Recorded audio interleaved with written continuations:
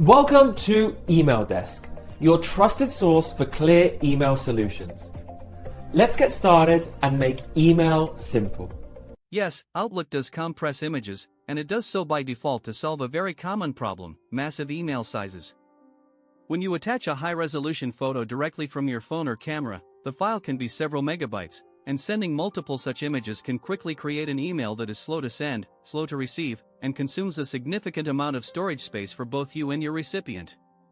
To prevent this, Outlook's built-in behavior is to automatically resize large images. When you drag and drop or attach a large image file, Outlook often presents a prompt asking if you'd like to send it in its original, full size, or a smaller, compressed version. If you don't see this prompt, it could be that your image is already below the size threshold that triggers this action, or your settings are configured to automatically compress without asking.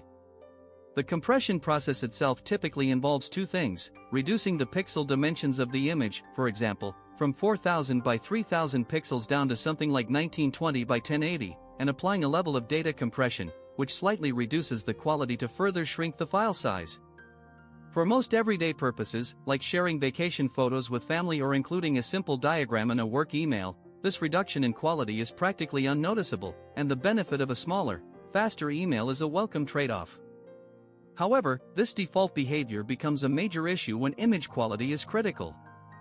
If you are a photographer sending proofs to a client, a graphic designer submitting a file for print, or an engineer sharing a detailed schematic, any loss of quality is unacceptable.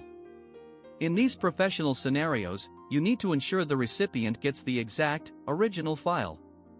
Fortunately, you have complete control over this. The simplest method is to pay attention when attaching files and always select the Keep Original Size or Actual Size option if prompted. For a more permanent solution, you can dive into Outlook's settings, go to File, then Options, select Mail, click on Editor Options, go to the Advanced tab, and under Image Size and Quality, check the box for Do Not Compress Images in File and set the default target output to high fidelity.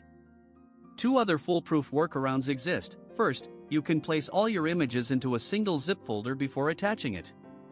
Outlook doesn't inspect the contents of a zip file, so it won't trigger the compression.